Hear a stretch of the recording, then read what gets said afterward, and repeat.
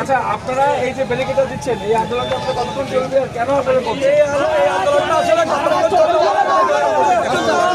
যতক্ষণ পর্যন্ত এই অবৈধ নমিশন প্রত্যাহার করে আসলাম ভাইয়ের পক্ষে নমিনেশন দেওয়া না হয় ততক্ষণ পর্যন্ত ননস্টপ এটা জোরালো আন্দোলন চলবে। বিগত স্বৈরাচার আমলে বিগত দিনে আসলাম ভাই এখানে জেল জুলুম অপেক্ষা করে নেতাকর্মী দীর্ঘ 9 বছর কারাগারে ছিল, নেতাকর্মীদের পাশে ছিল আসলাম করার ইচ্ছে। এখন যাকে নমিনেশন দেওয়া হয়েছে কাজী ফলদ্দিন একে সীতাকুণ্ডের মানুষ চিনে